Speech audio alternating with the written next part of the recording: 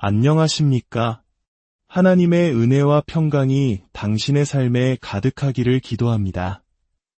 오늘 우리는 신앙을 가진 부모들이 홈스쿨링이라는 쉽지 않은 길을 선택하는지에 대한 깊은 이야기를 나누고자 합니다. 이 이야기가 당신의 마음에 울림을 준다면 이 은혜로운 메시지를 주변에 공유해 주십시오.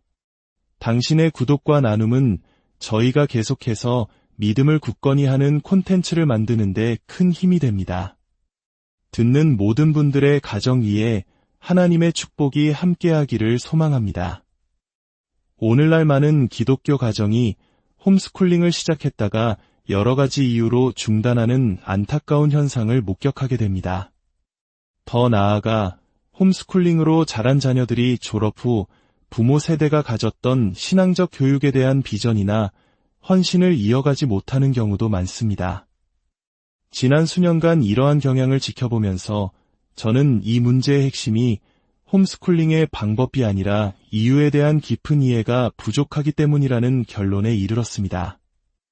많은 분들이 홈스쿨링을 이번 학기만 해보는 임시방편으로 생각합니다. 이는 홈스쿨링을 삶의 방식이나 신앙의 원칙으로 받아들이지 않고 그저 현재 상황에 맞는 여러 선택지 중 하나로 여기기 때문입니다. 하지만 왜 굳건했던 결심이 흔들리는 것일까요? 첫째, 홈스쿨링이라는 장기적인 헌신을 감당하지 못하고 관계가 악화되는 부부들이 있습니다. 홈스쿨링은 자녀 교육에 대한 헌신 이전에 부부의 연합을 시험하는 과정입니다. 어떤 부부들은 20년 이상 자녀들을 홈스쿨링으로 키워낸 후 마지막 자녀가 집을 떠나자 서로를 마주보며 깨닫습니다. 자녀 교육이라는 공동의 목표가 사라진 지금 두 사람 사이에는 아무것도 남아있지 않다는 사실을 말입니다. 그들의 결혼 생활 전체가 자녀와 홈스쿨링을 중심으로 돌아갔기 때문에 그 목표가 사라지자 관계의 기반마저 무너져 내리는 것입니다. 둘째, 스포츠의 신에 대한 헌신 때문입니다. 많은 가정에서 우리 아이가 운동팀에 들어가려면 혹은 특별한 재능을 키우려면 어쩔 수 없이 공교육 시스템으로 돌아가야 한다고 말합니다. 마치 운동을 하지 않으면 온전한 사회인으로 성장할 수 없다는 듯이 스포츠 활동을 자녀의 신앙 교육보다 더 높은 우선순위에 두는 것입니다. 이는 세상의 가치를 하나님의 가르침보다 앞세우는 우상숭배와 다를 바 없습니다. 셋째, 공교육 시스템이 제공하는 거짓된 약속에 속기 때문입니다. 고등학교의 소위 우수반이나 심화 과정 같은 것들이 대표적입니다. 부모들은 미적분이나 기하학과 같은 어려운 과목을 집에서 가르칠 자신이 없다고 생각합니다. 하지만 우리가 알아야 할 사실이 있습니다. 공교육 시스템에서 수학을 가르치는 교사가 반드시 수학 학위를 가질 필요는 없다는 것입니다. 그들에게 필요한 것은 교육학 학위이며 그 교육학의 근간에는 안타깝게도 성경적 가치관이 아닌 세속적 인본주의와 비기독교적 철학이 깊이 자리 잡고 있습니다. 그 결과 아이들은 우수반이라는 이름 아래 실제로는 수준에 미치지 못하는 교육을 받게 됩니다. 명문대에 진학해서도 기초 수학 과정부터 다시 시작해야 하는 일이 비일비재합니다. 넷째, 정부가 내미는 트로이의 목마입니다. 정부는 홈스쿨링 가정에 다가와 이렇게 속삭입니다. 홈스쿨링, 힘드시죠? 저희가 도와드리겠습니다. 노트북을 지원하고 교육 지원금도 드리고 가장 중요한 것은 당신의 모든 교육 기록을 우리가 관리해 주겠습니다. 서류 작업에 지친 부모들에게 이 제안은 너무나 달콤하게 들립니다. 하지만 그 대가로 정부는 그 아이를 공교육 시스템의 학생으로 등록하고 막대한 세금을 지원받습니다. 그리고 부모는 자신의 교육 철학이 아닌 정부가 제공하는 교육과정으로 아이를 가르쳐야 합니다. 이는 결국 은화 30냥의 자녀 교육의 주권을 팔아넘기는 것과 같습니다. 그렇다면 홈스쿨링으로 자란 아이들은 왜 신념을 잃어버릴까요? 가장 큰 이유는 부모의 삶에서 발견되는 위선 때문입니다. 홈스쿨링은 가족의 민낯을 그대로 드러내는 거울과 같습니다. 아이들은 부모가 겉으로 보이는 신앙적 모습을 위해 홈스쿨링을 이용하고 있다는 것을 금세 알아차립니다. 또한 홈스쿨링 공동체 내에 만연한 율법주의가 아이들을 지치게 합니다. 많은 부모들이 성경적이고 철학적인 교육 원칙을 세우기보다는 정해진 커리큘럼, 즉 숫자 따라 색칠하기 같은 방식을 선호합니다. 그리고 다른 가정을 평가할 때도 그 자녀가 겉으로 얼마나 예에 바르게 행동하는지만을 기준으로 삼습니다. 자네 안을 닦기보다 겉모습만 깨끗하게 하는 바리새인의 모습과 같습니다. 이 모든 문제의 근원은 우리가 홈스쿨링을 하는 이유를 잃어버렸거나 처음부터 잘못된 이유로 시작했기 때문입니다. 더 높은 시험 점수, 더 좋은 대학, 더 안정적인 직업을 위해 홈스쿨링을 선택했다면 그것은 세상적인 욕망의 또 다른 표현일 뿐입니다. 혹은 단순히 공교육의 죄악으로부터 도망치기 위해 홈스쿨링을 한다면 그 또한 잘못된 동기입니다. 우리 가정 안에도 죄가 존재하기 때문입니다. 이러한 세상적인 이유들은 언제든 더 나은 대안이 나타나면 쉽게 버려질 수 있는 것들입니다. 그렇다면 우리가 홈스쿨링을 해야 하는 올바른 이유, 성경적인 이유는 무엇일까요? 첫째, 우리는 성경의 가르침에 대한 깊은 확신 때문에 이 길을 갑니다. 성경에 교육이라는 단어가 직접 나오지는 않습니다. 삼위일체라는 단어가 성경에 없지만 우리가 굳게 믿는 것과 같습니다. 성경은 자녀 교육이 부모에게 주어진 신성한 역할이자 책임임을 분명히 말하고 있습니다. 모든 기독교인 부모는 자녀에게 기독교적 교육을 제공해야 할 성경적 의무가 있습니다. 따라서 근본적으로 반기독교적인 가치를 가르치도록 법으로 규정된 정부의 공교육은 기독교인 부모에게 결코 실행 가능한 대안이 될 수 없습니다. 우리는 교육을 제자 훈련으로 보아야 합니다. 신명기 6장 6절과 7절은 말씀합니다. 오늘 내가 내게 명하는 이 말씀을 너는 마음에 새기고 내 자녀에게 부지런히 가르치며 집에 앉았을 때에든지 길을 갈 때에든지 누워있을 때에든지 일어날 때에든지 이 말씀을 강론할 것이며 이 말씀은 학교 시간을 제외한 나머지 시간에만 적용되는 것이 아닙니다. 자녀의 삶의 모든 순간이 교육의 현장입니다. 누가복음 6장 40절은 제자가 그 선생보다 높지 못하나 무릇 온전하게 된 자는 그 선생과 같으리라고 말씀합니다.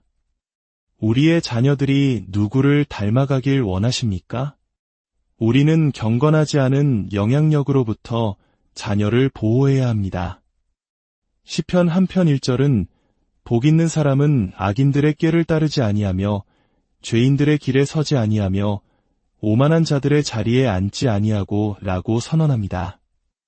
공교육 시스템은 그 중심에 하나님은 없다고 말하는 어리석은 자들의 철학을 두고 있습니다. 잠언 13장 20절은 지혜로운 자와 동행하면 지혜를 얻고 미련한 자와 사귀면 해를 받느니라고 경고합니다. 우리 자녀가 미련한 자들의 동무가 되어 소금과 빛이 될 것이라고 생각하는 것은 성경의 가르침을 오해하는 것입니다. 혹자는 자녀를 세상에 보내 강하게 키워야 한다고 주장합니다. 하지만 이는 마치 그리스도의 몸된 교회가 한 성도를 온전한 믿음으로 성숙시킬 능력이 없으며 오직 죄 많은 세상만이 그를 거룩하게 만들 수 있다고 말하는 것과 같습니다. 마태복음 18장 7절은 실족하게 하는 일들이 있으므로 말미암아 세상에 화가 있도다. 그러나 실족하게 하는 그 사람에게는 화가 있도다 라고 경고합니다. 우리는 자녀의 삶에 유혹을 가져오는 통로가 되어서는 안 됩니다. 둘째, 우리는 부모로서의 역할과 책임을 이해하기에 홈스쿨링을 합니다. 에베소서 6장 4절은 아비들아 너희 자녀를 노엽게 하지 말고 오직 주의 교훈과 훈계로 양육하라고 명령합니다. 우리는 자녀의 삶에서 하나님의 권위를 대신하는 존재이며 결혼 생활을 통해 그리스도와 교회의 관계를 보여주는 모델입니다. 자녀의 회심을 목표로 복음을 전파하는 것이 우리의 가장 중요한 임무입니다. 자녀의 인생에서 가장 중요한 일만 4,000시간 이상의 교육 시간을 이 4가지를 이해하지 못하는 사람에게 맡길 수는 없습니다. 셋째, 우리는 하나님의 나라를 확장하기 위해 홈스쿨링을 합니다. 이것은 매우 중요한 지점입니다. 많은 홈스쿨링 가정이 세상을 피해 도망가고 숨으려는 소극적인 태도를 보입니다. 그러나 이것은 기독교 신앙이 아닙니다. 우리는 세상으로부터 도망치기 위해 자녀를 교육하는 것이 아닙니다. 서울의 치열함 혹은 우리가 사는 도시의 문제들로부터 숨기 위해 자녀를 키우는 것이 아닙니다. 오히려 이 도시를 그리스도께로 변화시킬 영적 전사로 키우기 위해 홈스쿨링을 하는 것입니다. 우리가 하는 일을 세상이 제대로 안다면 세상이 우리 자녀들을 두려워해야 마땅합니다. 그것이 올바른 태도입니다. 우리는 숨는 자가 아니라 세상을 정복하고 변화시키는 자들입니다.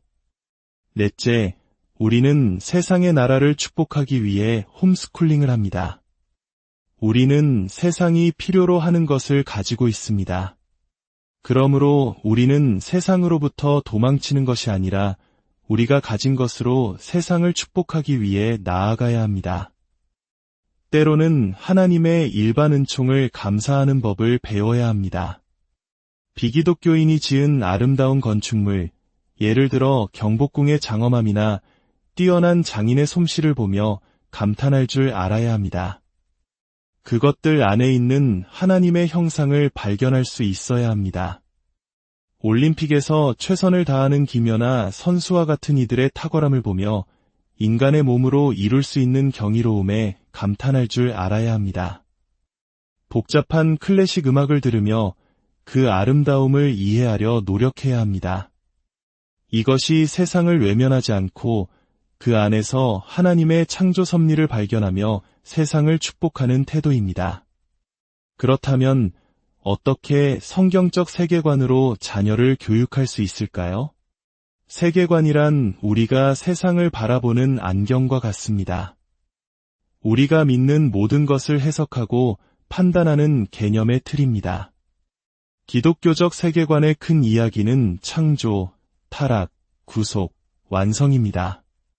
반면 세속적 인본주의의 이야기는 빅뱅, 진화, 심리치료, 유토피아입니다. 이 2가지 다른 이야기의 틀로 세상을 보면 모든 것이 다르게 해석됩니다. 우리는 무엇을 가르치고, 왜 가르치고, 어떻게 가르치는지 이 모든 과정을 통해 자녀의 세계관을 형성합니다. 왜 글을 읽어야 하나요? 라고 아이가 묻는다면 좋은 성적을 받아서 좋은 대학에 가기 위해서 라고 대답해서는 안 됩니다. 우리는 아이의 눈을 보고 이렇게 말해주어야 합니다. 이 우주를 만드신 하나님께서 글로 된 말씀을 통해 우리에게 자신을 보여주셨기 때문이야. 내가 글을 읽을 수 있게 되면 다른 사람에게 의존하지 않고 하나님의 음성을 직접 들을 수 있단다. 왜 수학과 과학을 공부해야 하나요? 라고 묻는다면 돈 잘 버는 직업을 갖기 위해서가 아닙니다. 하늘이 하나님의 영광을 선포하고 궁창이 그의 손으로 하신 일을 나타내는도다. 수학과 과학은 하나님께서 창조하신 이 세상의 언어를 배우는 것이란다. 그것을 통해 하나님의 일반 계시를 읽어낼 수 있기 때문이야. 역사는 왜 배우나요?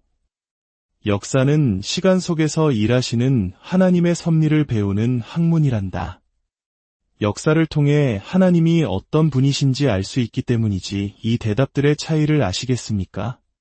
이것이 바로 세계관 교육입니다. 우리가 어떤 커리큘럼을 선택하는지, 어떤 교육 철학을 가졌는지, 심지어 우리의 하루 일과표마저도 자녀의 세계관을 형성합니다. 공교육 시스템이 정해놓은 학기 시작일에 맞춰서 학교를 시작할 필요가 없습니다. 우리는 자유합니다. 그 자유를 누리며 우리의 신념에 따라 교육의 모든 것을 결정해야 합니다. 홈스쿨링은 결코 쉬운 길이 아닙니다. 이 길은 당신을 시험할 것입니다. 당신은 자녀들이 생각보다 똑똑하지 않다는 사실과 생각보다 훨씬 더 죄가 많다는 사실을 발견하게 될 것입니다. 그리고 무엇보다 당신 자신이 생각했던 것만큼 인내심이 강하지 않으며 훨씬 더 죄 많은 존재임을 깨닫게 될 것입니다. 홈스쿨링은 가정의 작은 부흥이 일어나기 전까지는 효과적으로 이루어질 수 없습니다. 만약 당신이 단지 이번 학기만 시험 삼아 해보는 것이라면 그 과정에서 드러나는 어려움과 죄의 문제들 앞에서 아이들이 학교에 다닐 때가 훨씬 편했어 라고 말하며 포기하게 될 것입니다. 만약 당신의 목표가 단지 아이들을 예에 바르게 키우고 좋은 성적을 받게 하는 것, 즉 자네 것만 닦는 것이라면 당신은 이미 본질을 놓친 것입니다. 우리는 이 길이 옳기 때문에 가는 것입니다. 자녀들의 영혼에 장기적으로 투자하겠다는 헌신 때문에 가는 것입니다. 하나님께서는 우리에게 자녀를 맡기셨습니다. 우리에게는 그들의 삶의 모든 것을 투자할 수 있는 특권과 권위, 그리고 기회가 주어졌습니다. 어떤 아이는 과학자가 될 수도 있고, 어떤 아이는 평범한 직업을 가질 수도 있습니다. 그러나 하나님을 찬양하는 것은 그들 모두가 온전하고 철저하게 그리스도의 제자로 양육될 것이라는 사실입니다. 그것이 우리의 유일한 목표입니다. 이제 기도하겠습니다. 하나님 아버지, 우리에게 부모가 되는 놀라운 특권을 주시고 나아가 자녀들의 교육과 제자 훈련에 우리의 삶을 투자할 수 있는 자유와 기회를 주심에 감사드립니다. 이 과업은 너무나 벅차서 우리 자신의 힘으로는 결코 이룰 수 없음을 고백합니다. 주님의 은혜로 우리에게 지혜와 인내와 오래 참음을 허락하여 주시옵소서. 우리 자녀들이 회개와 믿음으로 주님을 영접하고 그들의 삶을 통해 주님을 온전히 섬기게 되기까지 우리가 이 신성한 사명을 잘 감당하게 하옵소서. 이 모든 것이 시험 점수나 겉으로 보이는 행동에 관한 것이 아니라 우리에게 맡겨주신 영혼들을 위한 삶의 투자이며 하나님의 나라를 확장하고 세상을 축복하는 일임을 잊지 않게 하옵소서. 우리가 구하는 모든 것을 행하시는데 필요한 모든 것을 공급하여 주시옵소서. 우리를 통해 그리스도께서 존귀하게 되시기를 원하오며 예수 그리스도의 이름으로 기도합니다.